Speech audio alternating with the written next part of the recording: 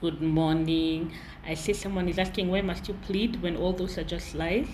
But unajua hii stage ikishafika uko kotini, a prosecutor has already looked at your file completely. They've already looked at the evidence that the police have provided after investigations, and they've decided that there is a case against you. So what you need to do at this point, because you're already before a magistrate, the charge sheet has already been signed and it has already been filed. Now there's a case against you that you have to prove that you did not. No, that the prosecution has to prove that you did. Kumbuka ni prosecution kuprove si wewe. So this is the time where they read the charge to you and you say guilty or not guilty. Nilifanya ama sikufanya. The best thing to do is to plead not guilty, because you're already justifying that all the things that this person is saying are lies. Just plead not guilty.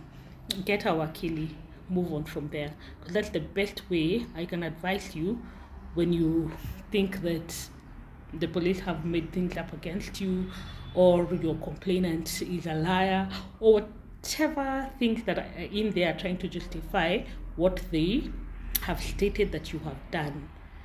Yes, so please, it's just beginning of trial. It doesn't mean that you have done it unless you say guilty. Hata ukisema guilty, they still have to read for you facts. Ukisha plead guilty, you're not convicted yet. The prosecution still has to read for you facts. But on this particular day, on this hour, this is what happened, and then you still have to plead guilty to those facts.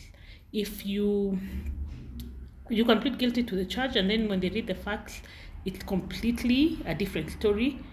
You can plead not guilty to the facts. Sawa. But I will always encourage you, first of all, plead not guilty, consult with an advocate if you had not consulted with an advocate before. Jealousy plays power. But you should also remember, the minute you finish pleading, the prosecution will either object to bond or say they have no objection to the bond. So come prepared to pay a certain amount of bond so that you don't lala ndani. The magistrate, and this is probably a different conversation, imeweza kwa wale mapasta wana preach katikati wanaweza kusema this is another topic that we should teach. Bond and bail, I'll still make a video on it. You can ask for cash bail. You can plead to the court to give you cash bail because probably you don't have any assets or anything, and then probably a surety,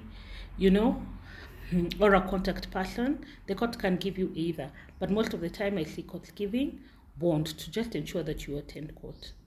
Have a good day.